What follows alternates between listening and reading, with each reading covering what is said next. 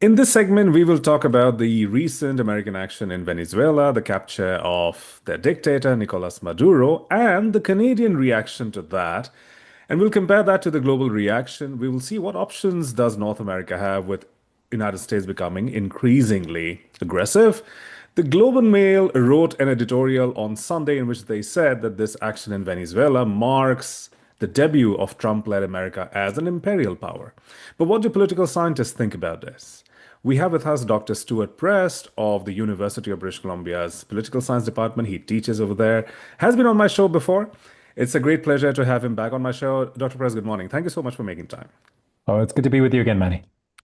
So, what does this mean? America invades, literally, doesn't think twice about what the world would say. And Canada issues a very tepid reaction.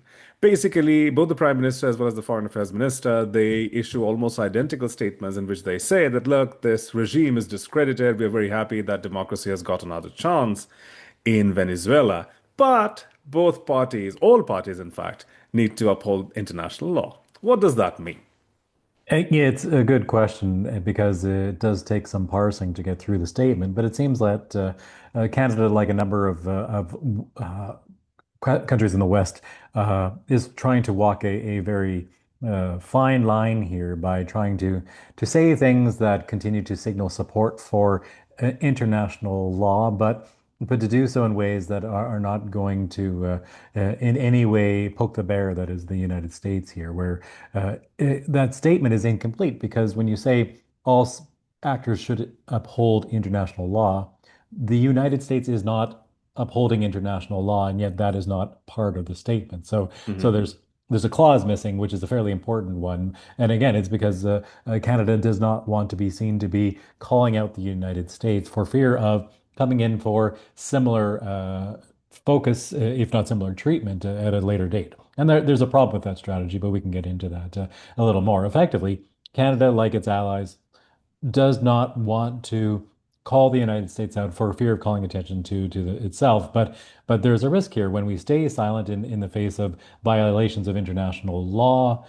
When it isn't us being affected, we can be pretty sure that if we are coming in for some kind of pressure from the United States that potentially violates Canada's sovereignty, we can't expect a lot of help from our allies either. Hmm. Also, it's interesting that Canadian opposition parties, especially the Conservative Party, seems to be celebrating the American action. Pierre Poilievre and a few other members of Parliament as well, they have gone on social media and, in fact, celebrated. And this is not even an endorsement; it's a celebration of the American violent action. And in fact, Pierre Poilievre added, "Socialism must fall." Long live democracy. That's sort of a statement in a second post on social media platform X. Now, and we've seen even Bloc Québécois, and I've seen even Maxime Bernier condemn the American action, and he's seen as a far-right leader in Canadian politics. So how do you reconcile this? That you have other right-wing or right-leaning political parties as well as leaders in Canada who are condemning the American action, but the biggest opposition party is somehow celebrating it. Yeah. Again, it's a good and an important question. It seems quite clear that Mr. Poilievre is and has always been to an extent a part of that populist political movement in Canada that sees itself very much in common cause with the populists of the United States.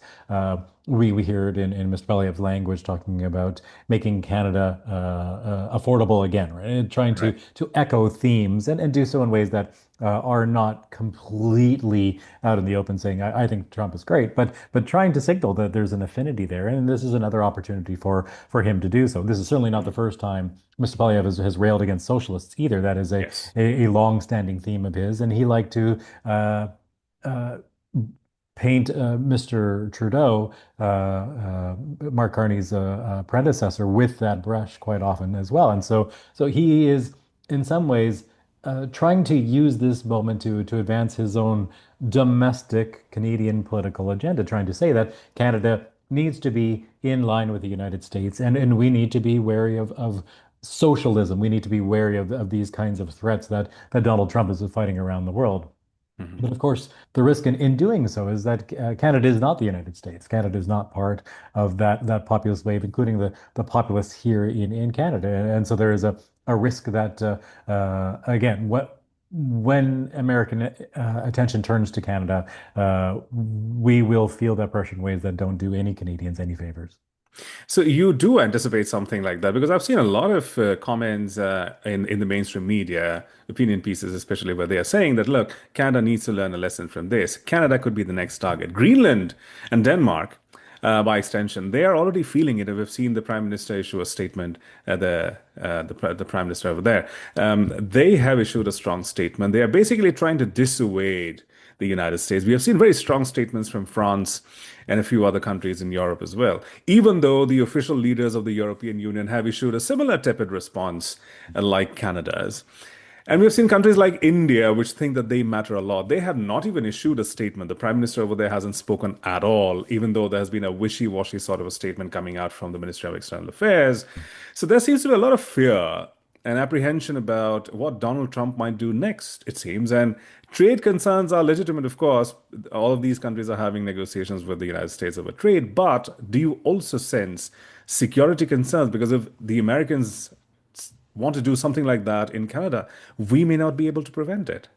Well, and this is the real challenge for Canada. We are in a challenging trade negotiation. It is likely to continue for the foreseeable future. I don't foresee a moment where we have a concrete deal that sets all the issues aside, that takes tariffs off the table as an economic weapon for the United States to use Canada. We're just managing that relationship, and that's always going to be a challenge. But that is not the worst possible outcome for Canada. There are all sorts of ways in which the United States can use economic coercion, use other forms of coercion to try to force the country to adopt policy positions on security, on defense, on law and order issues, on military spending, on military priorities that would go against Canadian interests and values, but would be in keeping with the interests and values of Donald Trump and his administration. So we continue to think about this, I think, in the sort of normal cut and thrust of Canada-US relations, where we're thinking about things like economic trade relationships. But it's clear that the game is changing very rapidly, and may come in for much more coercive pressure in the near future. If Greenland essentially is on the menu, Canada can't be far behind because Greenland Mm. is part of a Western democratic state, just as Canada is. So this isn't just about relatively rogue states like Venezuela under the leadership of Maduro. And it's worth saying, Nicolás Maduro was an authoritarian leader. He was not Yes. elected fairly or freely. He repressed his citizens. The world is not going to miss Nicolás Maduro, but we're not even seeing the end of that regime. We're just seeing a changing of the leadership of the regime in a way that is going to be apparently the Americans hope, American administration hopes in ways that are going to be conducive to American interests. But it is not a return to democracy for Venezuela. And so Canada has to be aware these are just power moves. They can go against Yes. Venezuela one day, they can go against Greenland the next, and they can go against Canada the day after that. Yes, absolutely. And this time, I think, even though there have been many American interventions in Latin America as well as other parts of the globe, but back in the day, they used to be couched in the language of democracy, right? We need to establish democratic regimes. Here, Donald Trump is saying this unabashedly that we need to run Venezuela till the time a suitable government can be elected, and also we will be controlling their resources. I mean, this can be as direct as anyone can be. So here it seems the gloves are off completely. In America, like Global Mail said, and I thought that really uh, I think it struck a chord with a lot of people because I saw many American social media commentators also sharing that article, and it seems that it does mean a sort of a debut for the United States as an imperial power of 19th century vintage.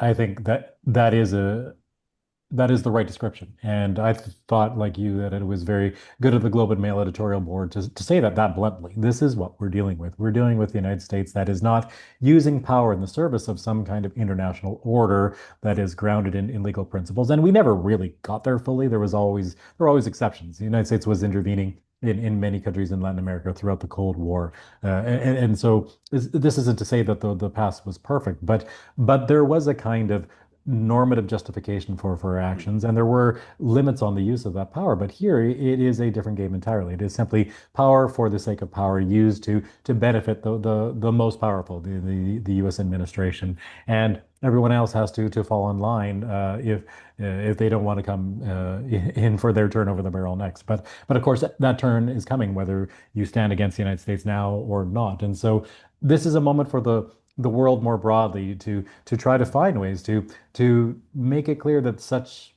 behavior is not going to work. Those statements by France, and we saw collective statements by Spain and Brazil and a number of other Latin American countries trying to say that this is inappropriate, that the rule of law internationally has to be respected, sovereignty has to be respected internationally, because if we don't stand together now, we will all essentially fall apart at some point down in the future. And so these are important days ahead, and I do hope that Canada finds ways to express its support for principles of sovereignty, because our sovereignty quite literally may depend on it. Before I let you go, my final question. How do you think this is going to shape our domestic politics in Canada? Because we've seen, and you have commented on the Conservative Party, especially Pierre Poilievre's stance on socialism already. But it seems it's still the MAGA talk that he was discredited for during the previous election. A lot of commentators were saying that, look, you look like a mini Donald Trump.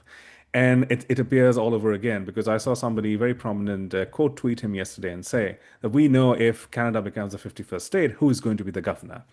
And I think that is a tremendous indictment of Mr. Pierre Poilievre. So how do you see the conservative movement more specifically influenced by whatever happened because of the United States? Yeah, I think we are going to see a deepening of that polarized divide. That hard to imagine getting any deeper. It is so divisive already. The gap between those more populist-leaning Canadians who tend to think that Donald Trump makes good points, that Canada should align itself more closely with those issues. It's the kind of sentiment, the kind of perspective that is fueling talk of separatism in Alberta. It's not going away, but. And again, just as you say, Pierre Poilievre seems to miss the calculus that when he sounds supportive of Donald Trump, he sounds like Donald Trump. And most Canadians, the majority of Canadians, do not care for Donald Trump because they see him as a threat to Canadian sovereignty, to Canadian interests, and they are right to do so. And so for him to put himself in that column so squarely, it again and again solidifies his street cred with that populist faction of conservatism, but it alienates the rest of the country, and it makes it very difficult for him to claim democratic legitimacy through an election, because he's going to turn off Canadians again and again through that make Canada great again kind of language. Dr. Prest, always a pleasure to speak with you. Thank you so much for making time. Oh, it's my pleasure anytime.